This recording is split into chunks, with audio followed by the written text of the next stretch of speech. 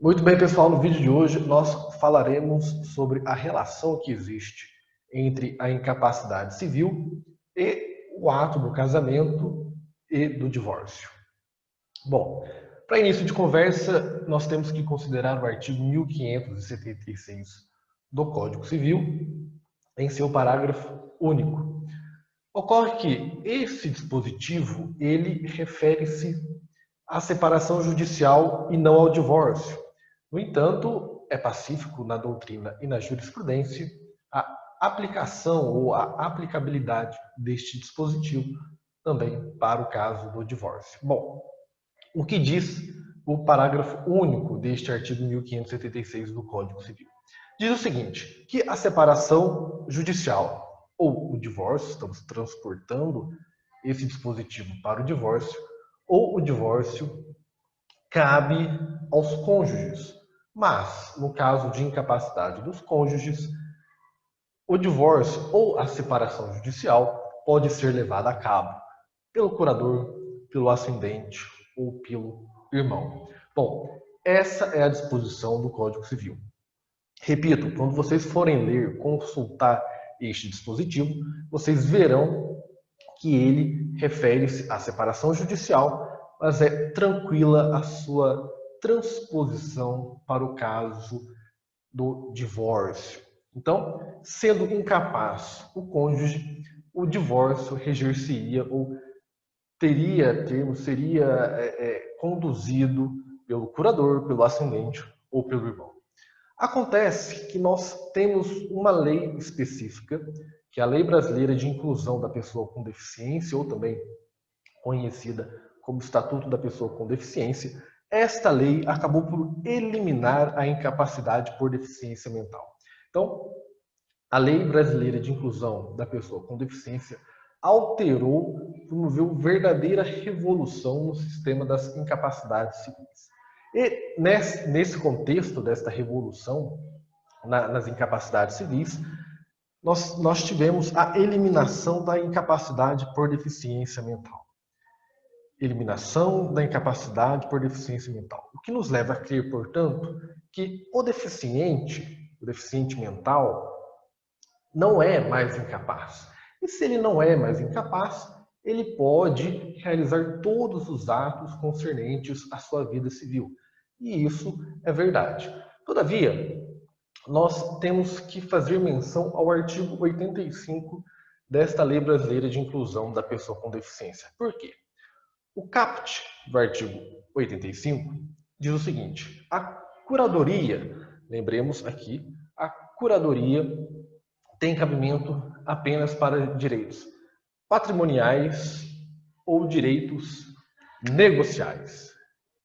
Então, a curadoria tem cabimento apenas para direitos patrimoniais ou direitos negociais. Então, vejam, imaginemos a situação de uma pessoa com deficiência mental. Esta pessoa com deficiência mental, ela é capaz para realizar os atos da sua vida civil. E dentre estes atos da sua vida civil, nós temos o casamento e o divórcio. Então, a pessoa deficiente mental é capaz, e sendo pessoa capaz, ela pode realizar todos os atos da sua vida civil, e aí nós incluímos também, obviamente, o casamento e o divórcio. Então, em regra, nós não falamos da figura do curador, do ascendente e do irmão quando do divórcio de uma pessoa com deficiência mental, porque essa pessoa ela é capaz. E o artigo 85, caput da Lei Brasileira de Inclusão da Pessoa com Deficiência, é bastante clara ao estatuir que a curadoria tem vez apenas para direitos patrimoniais e negociais. E o casamento e o divórcio, em regra, não dizem respeito a direitos patrimoniais ou negociais, embora tenham severos reflexos nessas áreas. Portanto, nós ressaltamos também o parágrafo 1º deste artigo 85, que deixa claro, bem clara essa situação que eu acabei de narrar. A curadoria não alcança, e aqui traz alguns direitos, mas eu destaco o matrimônio. O matrimônio, ou seja, a pessoa com deficiência mental, ela é capaz. E sendo capaz, ela pode realizar os atos da sua vida civil. E dentre esses atos da vida civil, o casamento e o divórcio. É isso que o parágrafo 1º do artigo 85 deixa claro. Uma realidade que já decorreria por si só do próprio sistema de incapacidades inaugurado pela Lei de Inclusão. Então, vejamos. A pessoa com deficiência mental é capaz. Sendo capaz, pode realizar todos os atos da sua vida civil. E dentre estes atos da vida civil, nós temos o casamento ou o divórcio. Neste caso, em regra, nós não falaríamos, portanto, de curadoria, porque a pessoa com deficiência mental é capaz. Se ela é capaz, não precisa ser representada ou assistida. Mas, como eu já afirmei há pouco, como o casamento e o divórcio têm repercussões patrimoniais, nestas repercussões, ou melhor, em relação a estas repercussões patrimoniais, nós poderíamos sim falar em curadoria.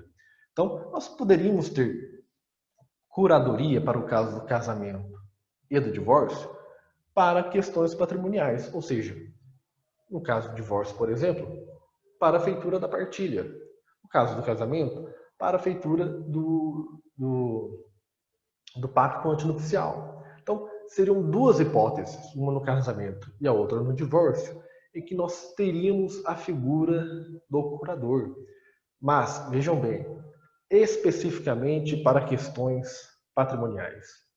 Decidir se vai casar ou não, se vai divorciar ou não, é uma questão que cabe exclusivamente à pessoa com deficiência mental, porque o Estatuto da Pessoa com Deficiência, a Lei Brasileira de Inclusão da Pessoa com Deficiência, inaugurou uma nova realidade das incapacidades civis.